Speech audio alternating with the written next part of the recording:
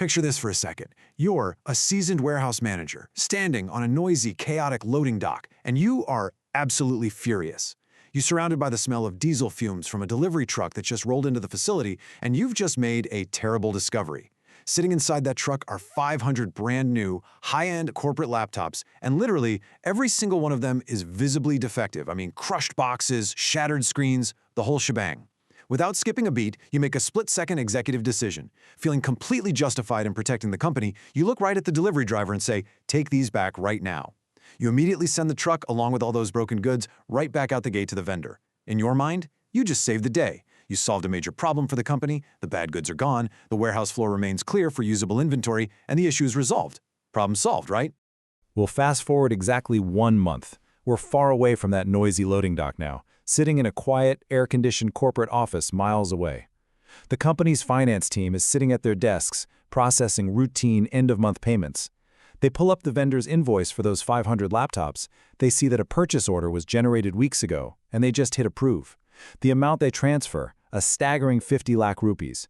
And here is the absolute kicker. They just paid that full 50 lakh bill for those exact same defective laptops that our well-meaning warehouse manager had physically sent away weeks ago. The company essentially just bought thin air. You see, the finance team, sitting in their siloed department, had absolutely no idea the goods were physically rejected at the dock. Why did this happen?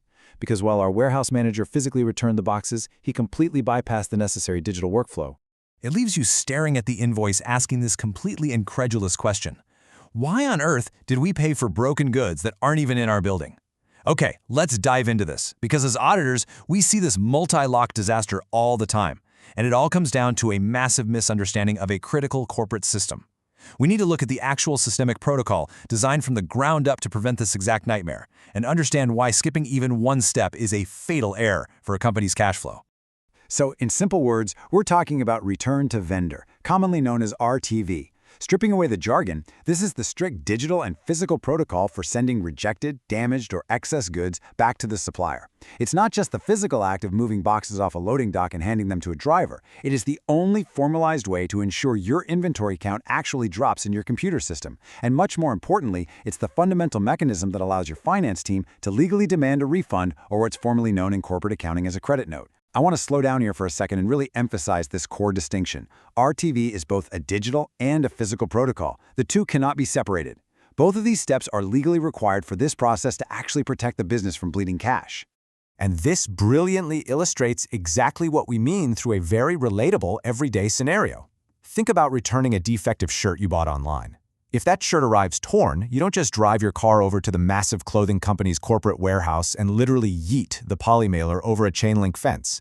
If you just drive over and toss it into their yard, there's no way you're getting your money back. The company has no digital record of who you are, what specific order that shirt belongs to, or why it's suddenly sitting in their grass. But instead, what do you actually do? You log into the shopping app on your phone, you request a return, you print an official tracking label, and you hand it over to a courier. That system knows exactly when the package arrives at their facility and exactly when to trigger the refund to your credit card. The corporate RTV process is exactly that. It's the digital tracking label, just scaled up for a massive corporation dealing in millions of rupees.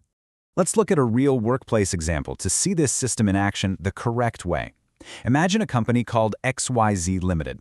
An employee named Ria receives a massive, expensive shipment of 1,000 copper coils meant for her company's new EV charging stations. However, upon inspection, the quality control engineer discovers that 100 of these coils are completely rusted. Now, Ria doesn't repeat the mistake of our warehouse manager from earlier. She doesn't just hand the rusted metal back to the delivery driver and wave goodbye. Instead, she triggers an automated 4-step digital lockdown. Step 1. She formally rejects the 100 rusted coils in the receiving log. Step 2. She creates an official RTV document right inside the company's ERP system. Basically, that's the company's central digital brain that connects all the departments together. Now watch what this triggers. Step 3. The system automatically generates a physical gate pass. This is the official barcoded document the security guard needs in order to even let those rusted goods out of the compound. And step 4, absolutely crucially, creating that document immediately flashes a massive red warning to the Accounts Payable team saying, "Do not pay for these 100 coils. Demand a credit note from the vendor." Now, what's really interesting about this slide is how it breaks down the biggest confusion buster in the entire supply chain. Beginners and untrained operational staff constantly think the job is done the moment the truck leaves the parking lot.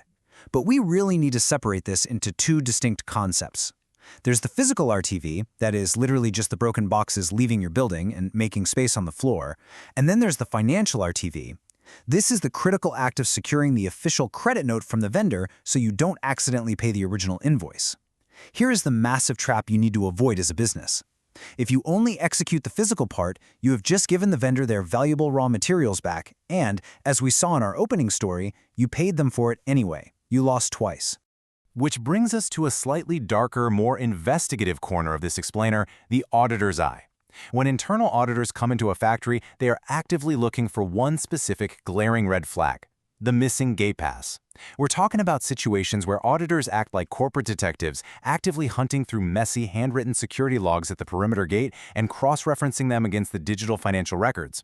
They're digging deep to see if expensive materials are leaving the factory gates without a system-generated gate pass that is explicitly linked to an RTV document.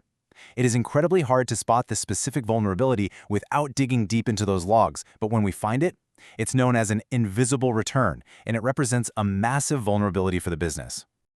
Why do auditors spend hours hunting for these invisible returns? Because the missing gate pass is a literal smoking gun for fraud. Think about how easy it is to exploit a broken system.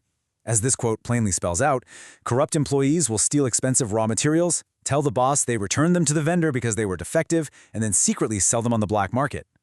Without that mandatory digital trail tying the physical movement to the finance department, it's just a rogue employee's word against the missing inventory. So, the crucial point is that a strict, integrated RTV system isn't just about getting refunds for a few rusted copper coils or broken laptops. It mathematically stops this kind of internal theft right at the factory gate, because nothing physically moves without a digital lock and key. Let's move to and see how this builds into our final punchy takeaway. If you remember only one thing from this explainer, let it be this core distinction. A physical return fixes the floor. It clears out the junk. It gives you your valuable warehouse space back, and it makes things look tidy for management. But a true, fully integrated digital RTV fixes the cash. It ensures your corporate inventory counts are completely accurate, it legally forces the vendor to issue a credit note, and it acts as an impenetrable shield that stops your finance team from blindly paying for garbage. A single bypass digital workflow cost a warehouse 50 lakh rupees in a matter of weeks, simply because a manager thought he was doing the right thing by sending a truck away. Here at Risk Vigilant Bharat, in the Agile Auditor Explainer series, that makes us wonder, if a simple skipped step can bleed that much money out of a company entirely unnoticed, what's the next red flag hiding in your supply chain?